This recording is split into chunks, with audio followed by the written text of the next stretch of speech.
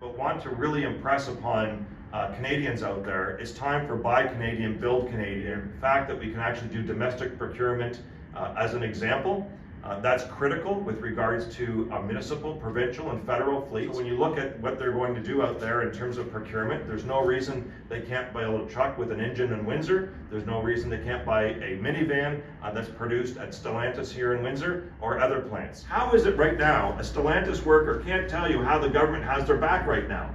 How is that possible? How is it a Ford worker behind me right now doesn't know how the government's going to respond if they're targeted? We have to go on the offense in a positive way, not just react with tariffs. That's not, it's going to be a huge cost for us if this Stellantis layoff goes more than 2 weeks. I can tell you that much, another week or 2 weeks, it's going to cost a lot more for just that week and that second week than it is to actually support Canadians by reducing their debt when they buy a Canadian built vehicle. And why is the government collecting GST off of Canadians on a Canadian vehicle right now? It's just outrageous. You're going into work every day and not knowing what's going to happen every day.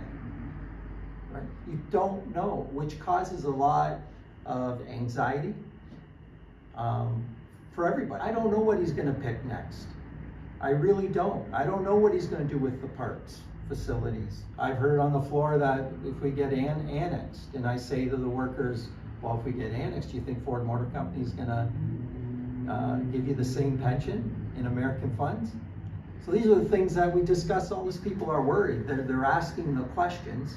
The scary part is I don't have the answers. And the company that really doesn't have the answers yet, because they got to look at the total package when it comes to the agreement.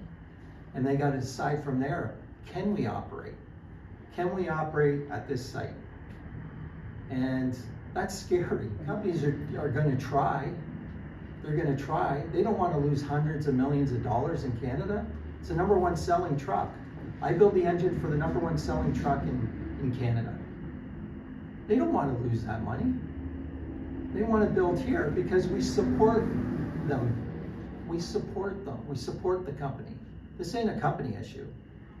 This is a president that's made a decision issue. We buy 2 million vehicles in Canada.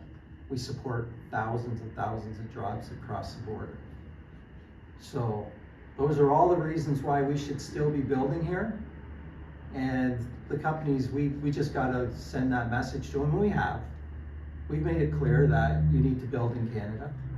And I've always said policy, if you don't build in Canada, then okay, then don't sell in Canada. Don't sell in Canada then. And take the hundreds of millions of dollars in losses. But we can't allow them to leave. That cannot happen. The city will be a ghost town. Ingersoll will be a ghost town.